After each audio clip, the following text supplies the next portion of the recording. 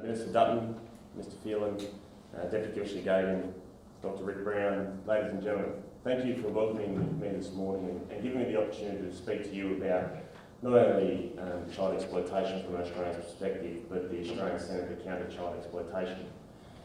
I come to you energised this morning not just by the people in this room. We have so much knowledge and expertise here, but also off the back of what was a fantastic initial and first working group for the Covert Online Investigations working group, where I welcomed into the location of the ACCCE here in Brisbane our state and territory colleagues and our colleagues from New Zealand.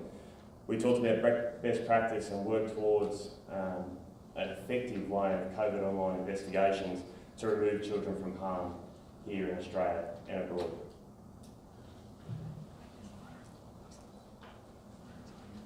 The despairing reality today, despite decades of effort by law enforcement, is that child sexual exploitation and abuse is a growing global epidemic.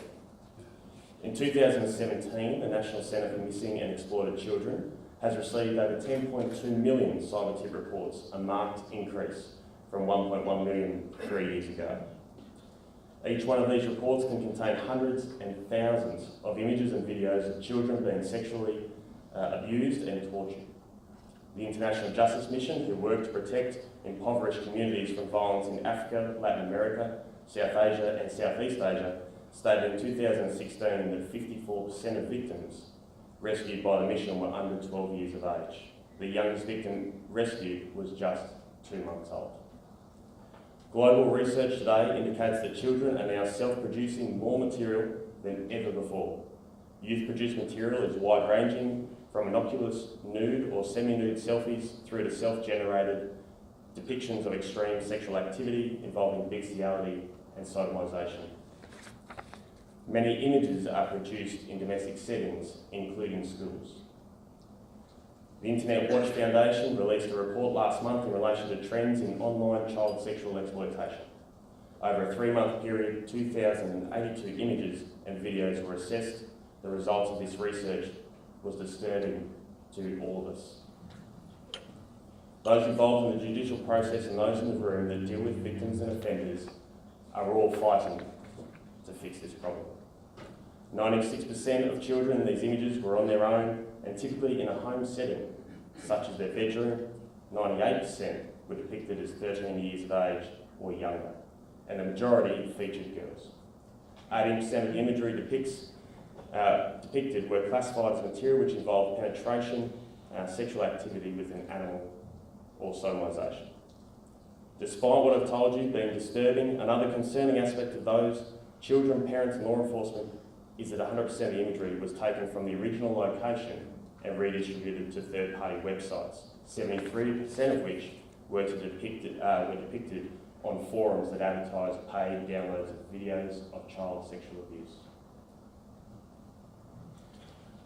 Law enforcement in Australia is seeing an exponential rise in reports of child exploitation committed by Australians within our country, as well as increasingly travelling offshore to offend. Last year, the AFP received about 9,700 reports of child abuse material, which can contain hundreds, if not thousands, of images per report. When the Minister for Home Affairs officially launched the ACCCE in September, the AFP had received 13,701 reports of child exploitation related to Australians for the year to date.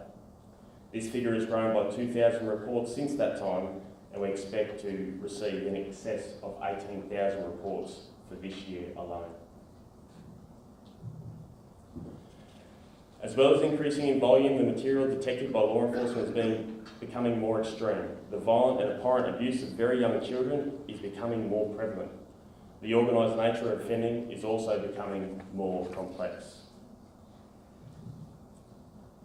Technology has only helped perpetrators to find victims, exploit them and share this abuse and torture through global networks. No region is untouched and no country is immune from this crime. Travelling sex offenders are one of the most serious emerging transnational crime threats in the Asia-Pacific region when it comes to the exploitation of children. Within Asia-Pacific, there are several countries where sex offences can be chronically underreported. We have seen this due to a variety of reasons: law enforcement capability issues, poor levels of community awareness, corruption, differential treatment of foreigners compared with locals, and even expediency, where the economic benefits of child prostitution outweighs child protection for some families. Such conditions are a pull factor. They present a lucrative opportunity for Australian sex offenders to travel abroad. Travelling sex offenders remain an enduring challenge for us despite legislative change. But it is also the online realm which is possibly the more concerning. Today there are more than 4.1 billion internet users worldwide. Australians are incredibly active in the digital world. About 88% of us use the internet and around 79% of us are on social media. The internet and digital technologies are overwhelmingly a good thing and beneficial to humankind. However, the internet will continue to be manipulated and abused both openly and through the dark and deep webs.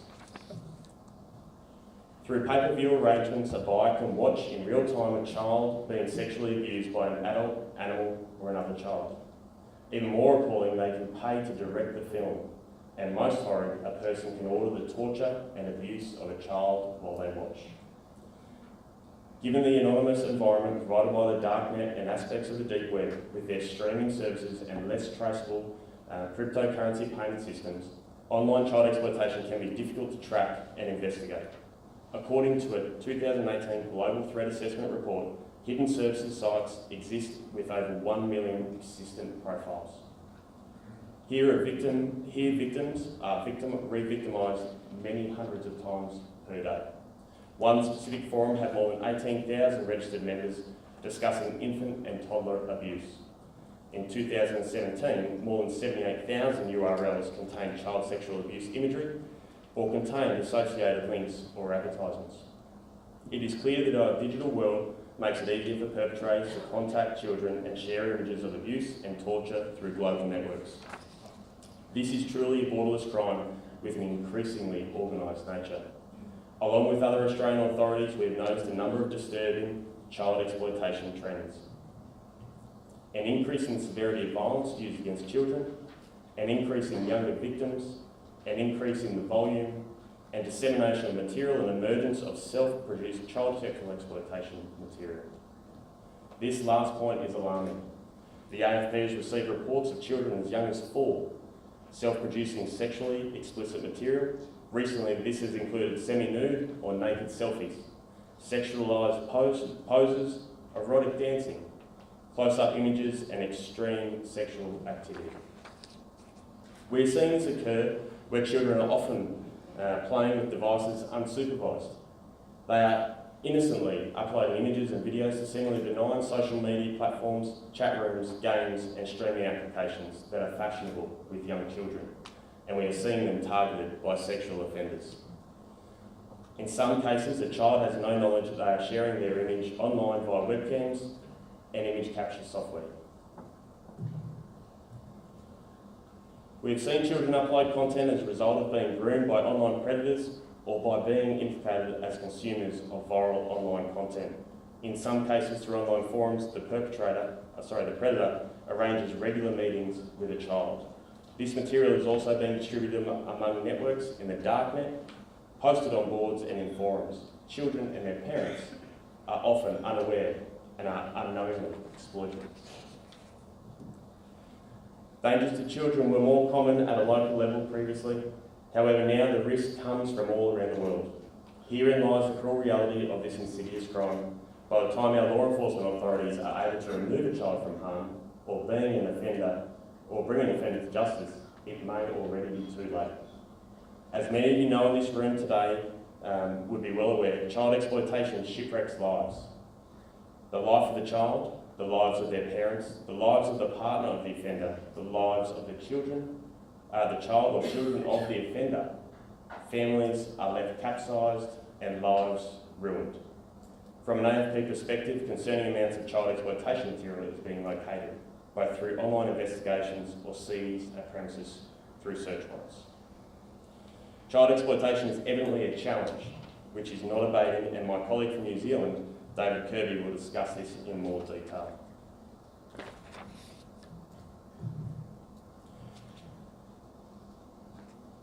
The The Commonwealth Government pledged $68.8 million over 4 years, thank you Minister Dutton, and officially opened the ACE in Brisbane in September. The implementation of the ACE will support a national effort and world-leading approach to combating the global epidemic by bringing industry, non-government and government together. Through the Centre, we will have a singular purpose and a collaborative, coordinated effort, one in which we can draw on collective capabilities as they exist cross-jurisdictionally in Australia and within the private sector and the international level.